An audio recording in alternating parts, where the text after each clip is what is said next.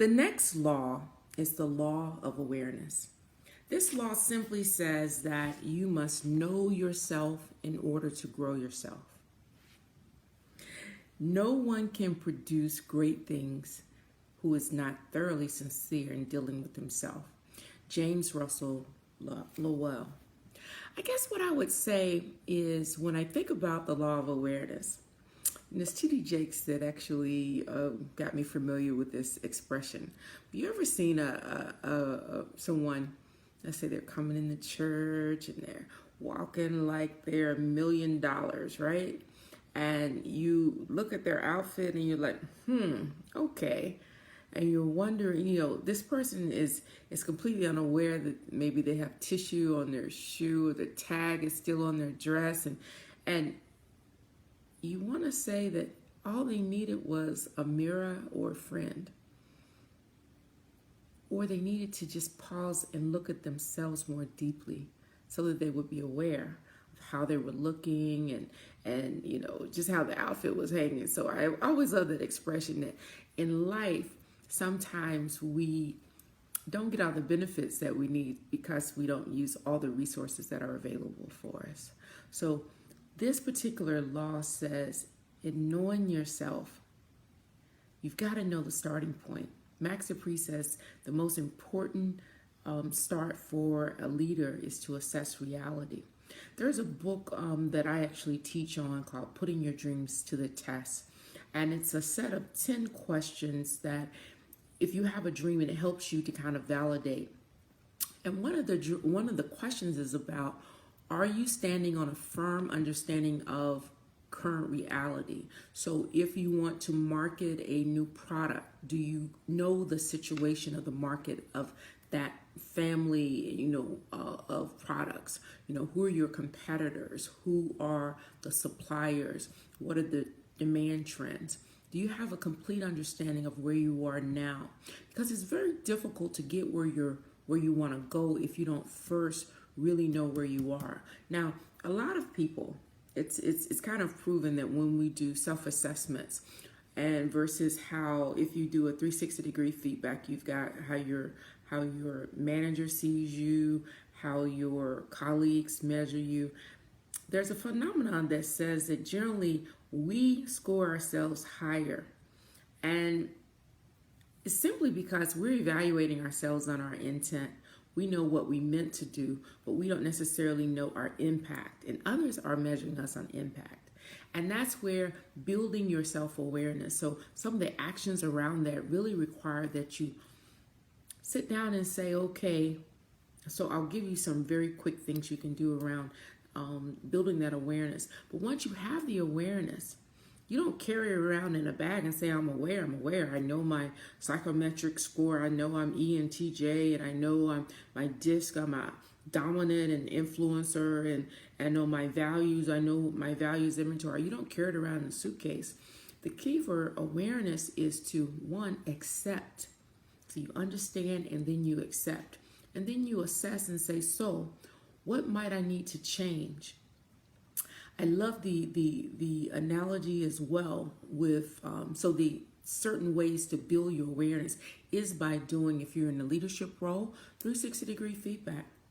Very simple way to do it. There's simple ways and there are elaborate ways, but one I found to be very helpful in my work, in my career, is to send out maybe anonymously, the feedback would be anonymous, or you get someone that you trust to send it out for you so that when people send things in, if they want to be anonymous, you might get more honesty. But you basically say, what should I stop doing? What should I start doing? And what should I continue? Those 3 questions can give you such a good feel for how you are impacting others in your leadership style, how you deliver, and how you work. To then have a deeper understanding of yourself and maybe some of your motivations, and you would look at your personality profile. We can use DISC to do that, to understand. People modify based on the environment they're in, but we have preferred behaviors. And the strength around that is if you understand where you are currently, then you're better positioned to be able to modify if needed to get different results. Myers-Briggs is another one. Psychometrics, understanding how you think and how you process. And once you go through those kind of assessments, what you want to begin to now look at is, what are some of my gifts and talents? What are things that folks have maybe asked me about, things I really get in the flow and enjoy doing. And you do something called a personal SWOT analysis, where SWOT stands for your internal strengths and weaknesses. So you may look at your track record, what are things you accomplished and enjoyed, things that brought value. Opportunities and threats are things that are happening externally that may be like digital world, for example. If you feel like you are not as prepared digitally for digital skills, that could be a threat. So doing that personal SWOT analysis is a wonderful way to build an awareness. And a lot of times people get an answer that we're afraid to know the truth. So sometimes we hide from it. Have you ever wanted to go on a weight loss program but were afraid to get on the scale? They're not successful. If you don't know your starting point, it's very difficult to go where you need to go. So take that bold step. Build your awareness. To know yourself is to grow yourself. And if you're serious about growing yourself, that's what you need to do. There was a quote that I wanted to really bring out is, the first step toward change is awareness. What's the second step? The second step is acceptance. So accepting who you are and not comparing yourself to other people. It's important to know and to find in yourself what are those special, unique gifts and jewels that make me special. I love when I study Mary Morrissey quite a bit, and something I'll just read, your life will never lie to you. It's always seeking your own good, accessing the power of your own purpose, because in that awareness, you'll be learning more about your purpose as well.